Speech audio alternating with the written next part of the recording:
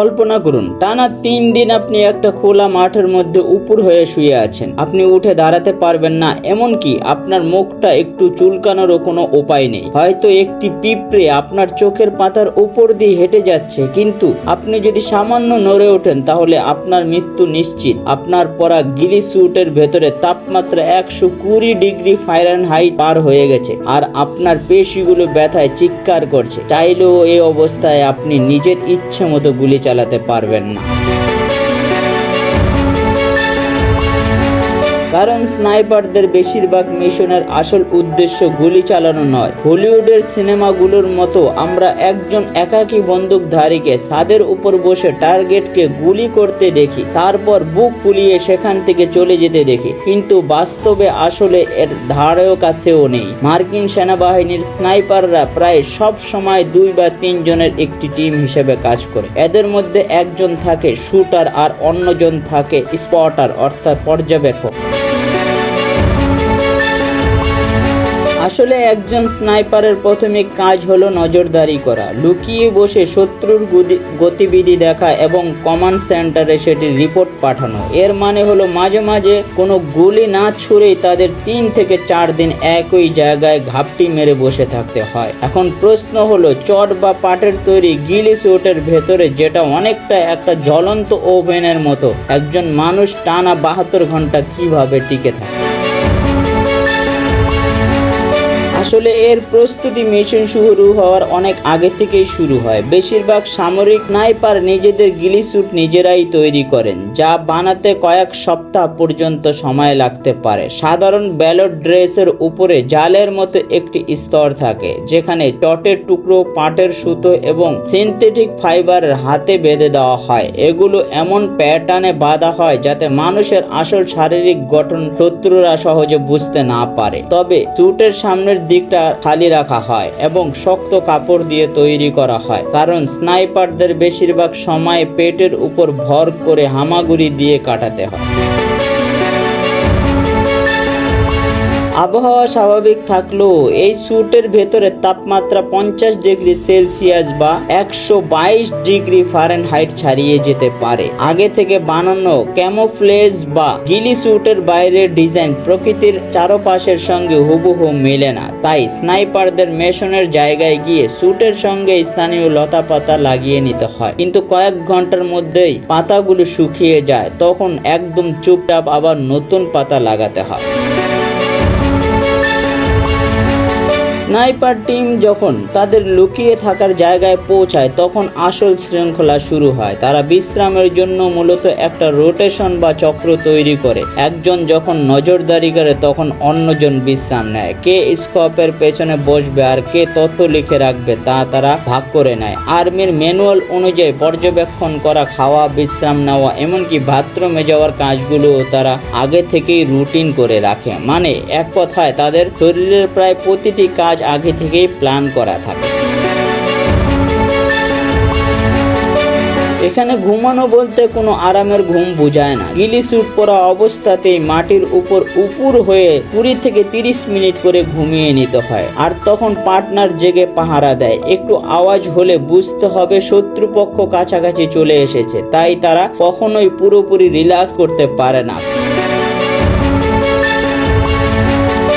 খাওয়ার ক্ষেত্রে তারা MRE বা মিলিটারি ফিল্ড রেশন ব্যবহার করে, কিন্তু খাবার গরম করার কেমিক্যাল হিটার তারা ব্যবহার করতে পারে না, কারণ সেই গন্ধ শত্রুর দূর থেকে পেয়ে যেতে পারে। বিশেষ করে মাঠে থাকা ক্ষুধার্ত শত্রুদের ঘ্রাণ শক্তি অনেক প্রখর হতে পারে, তাই তারা সবকিছু ঠান্ডা অবস্থাতেই খায়। অনেক স্নাইপার এনার্জি জেল বা শুকনো খাবার খেতে পছন্দ করে, কারণ এগুলো খাওয়ার সময় শব্দ কম হয় এবং আবর্জনাও কম। সেই সঙ্গে তাদের খুব ধীরে এবং মাটির সঙ্গে লেগে থেকে খাবার খেতে হয়।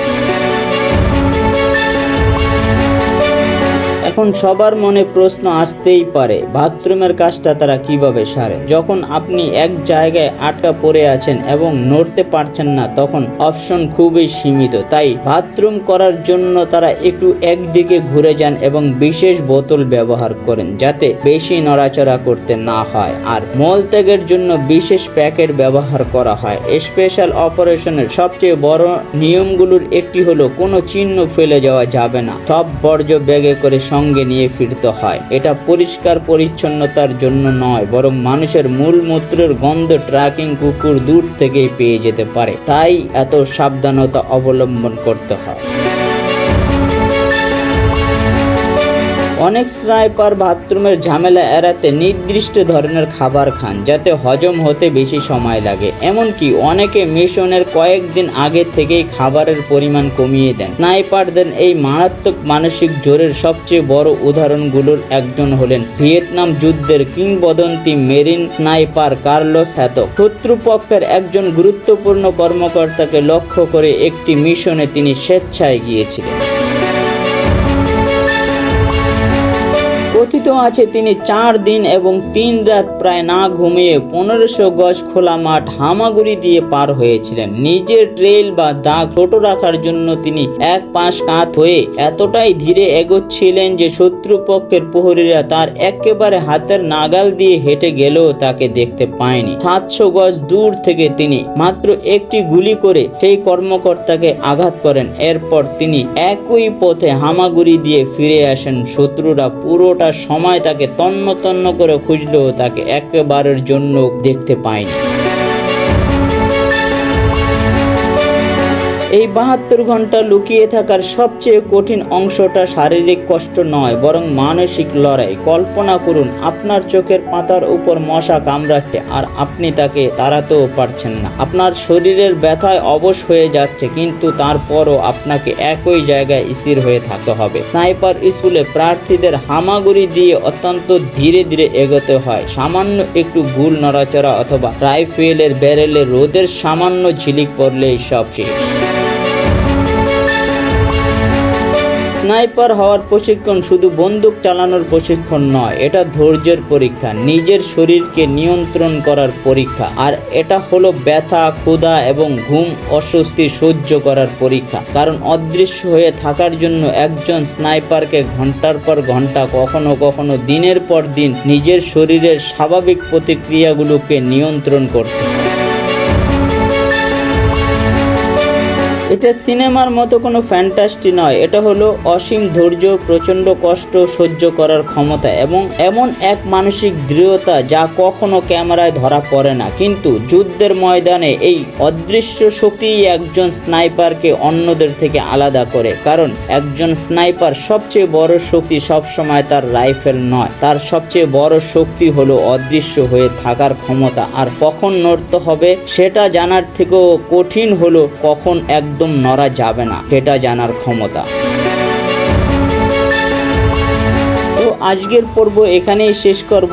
এই ধরনের অজানা তথ্য, সাময়িক ইতিহাস এবং বাস্তব ঘটনার গল্প যদি আপনার ভালো লেগে থাকে তাহলে ডক্টর সায়েন্স চ্যানেলটি অবশ্যই সাবস্ক্রাইব করে রাখবেন, আমাদের সঙ্গে থাকবেন। ভিডিওটি ভালো লাগলে লাইক করে দিবেন এবং বন্ধুদের সাথে শেয়ার করতে ভুলবেন না। আজকের মতো এখানেই শেষ করব।